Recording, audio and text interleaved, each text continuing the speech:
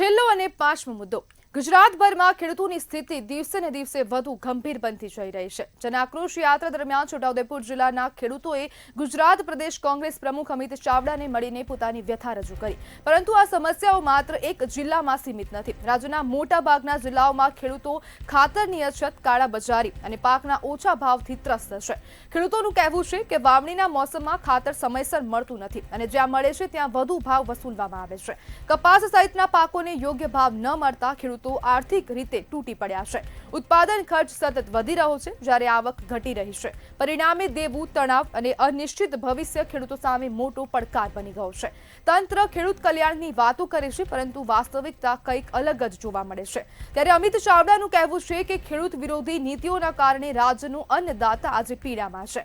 હવે પ્રશ્ન એ છે કે તંત્ર ક્યારે ખેડૂતોની પીડા સમજશે અને ક્યારે ઠોસ પગલાં લેશે અને ક્યારે હવે ખેડૂતોની વહારે આવીને ઊભી રહેશે, કારણ કે સતત હવે ખેડૂતો જ્યાં જુઓ ત્યાં રાજ્યના જે અન્નદાતા છે તે સતત હવે ચિંતામાં મુકાઈ રહ્યા છે। ખેડૂતોનું દેવું વધી રહ્યું છે। ખેડૂતોને જે શિયાળુ પાકની વાવણી હાલ કરી રહ્યા છે તે લોકોને યુરિયા ખાતર પૂરતા પ્રમાણમાં મળતું નથી અને તંત્ર એક તરફ કહી રહ્યું છે કે યુરિયા ખાતર પૂરતા પ્રમાણમાં છે, છતાં પણ ક્યાંક હવે જે યુરિયા ખાતર છે તેની કાળાબજારી થઈ રહી છે। ક્યાંક લોકો બ્લેકમાં વેચી રહ્યા છે, પરંતુ ખેડૂતો સુધી આ ખાતરનો યોગ્ય જથ્થો પૂરતા પ્રમાણમાં પહોંચતો નથી અને પરિણામે ખેડૂતોને હવે મુશ્કેલી વેઠવાનો વારો આવ્યો છે। સતત હવે ખેડૂતો રજૂઆતો કરી રહ્યા છે। અમિત ચાવડાને પણ રજૂઆત કરવામાં આવી, તંત્રને પણ વારંવાર રજૂઆતો કરવામાં આવી છે અને ખેડૂતોનું કહેવું છે કે કોઈ પણ પ્રકારની સહાય તંત્ર દ્વારા આપવામાં આવતી નથી, કોઈ ઠોસ પગલાં લેવામાં આવતા નથી અને વારંવાર ખેડૂતોના જે પ્રશ્નો છે તેની અવગણના કરવામાં આવે છે અને ક્યાં સુધી ખેડૂતો હવે રોતા રહેશે, ક્યાં સુધી હવે તંત્રના ભરોસે રહેશે, તેને લઈને પણ ખેડૂતો હવે પ્રશ્ન ઉઠાવી રહ્યા છે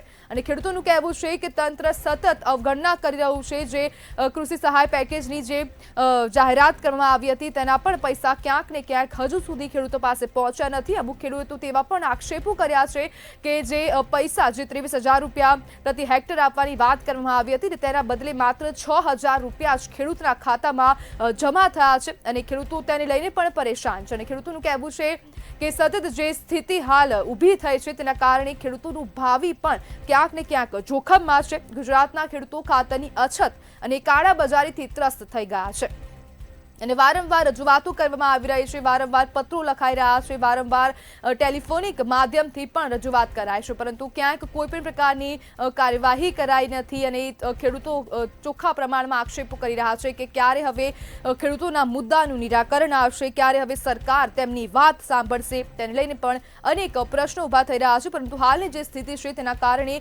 રાજ્યનો જે અન્નદાતા છે તે ખૂબ પીડામાં છે અને ક્યાંક ને ક્યાંક હવે જે ખેડૂતોની સ્થિતિ છે તે કદાચ જ તે ખેડૂત સમજી શકશે, પરંતુ હાલત તેની જે વ્યથા છે તે આપણે શબ્દોમાં વર્ણવી શકાય તેમ નથી।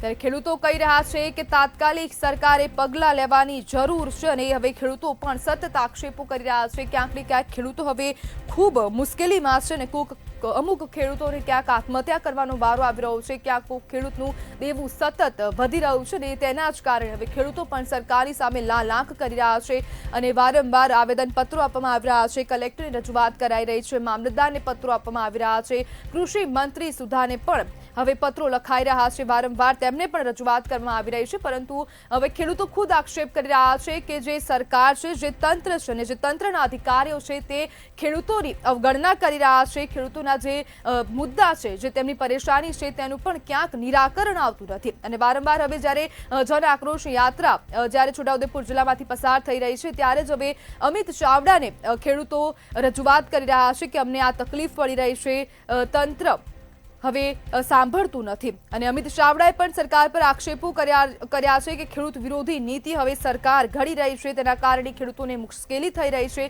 ત્યારે પાકના વધેલા ખર્ચના કારણે ખેડૂતો હાલ રાતા પાણીએ રોવાનો વારો આવ્યો છે। ત્યારે ખેડૂતો કહી રહ્યા છે કે તાત્કાલિક સરકારે પગલાં લેવાની પણ જરૂર છે અને ન માત્ર ખાલી છોટાઉદેપુર જિલ્લાની વાત છે, ગુજરાતના દરેક જિલ્લામાં હાલ આવી જ કંઈક ને કંઈક પરિસ્થિતિ છે।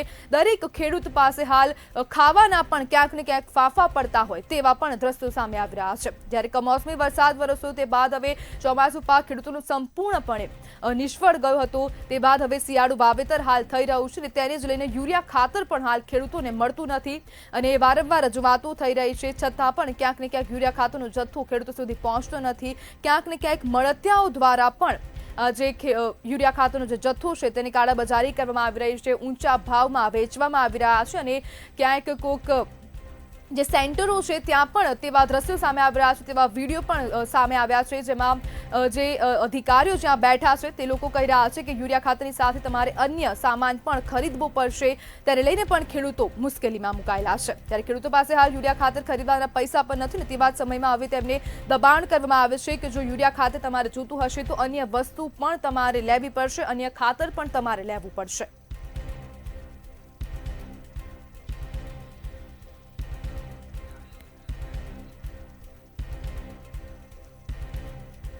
જ્યારે રાજ્યનો અન્નદાતા હાલ પીડામાં છે ને અન્નદાતાની વાત કોઈ સાંભળતું નથી તેવા અન્નદાતા ખુદ આક્ષેપો કરી રહ્યા છે અને કહેવાનું છે કે તંત્ર સાંભળતા નથી, તંત્રના અધિકારીઓ તેમની અવગણના કરી રહ્યા છે, આંખ આડા કાન કરવામાં આવી રહ્યા છે, તેમના જે આવેદનપત્રો છે તેને પણ ક્યાંક ને ક્યાંક ધ્યાનમાં લેવામાં નથી આવતા અને તેમના પણ ખેડૂતોના આક્ષેપ છે કે જે આવેદનપત્ર આપવામાં આવી રહ્યા છે, જે પત્રો મામલતદારને સોંપવામાં આવી રહ્યા છે, કલેક્ટરને સોંપવામાં આવી રહ્યા છે, તે સરકાર સુધી પહોંચતા જ નથી, તે કલેક્ટર અને જે મામલતદાર છે તે પોતાની પાસે જ રાખી રહ્યા છે।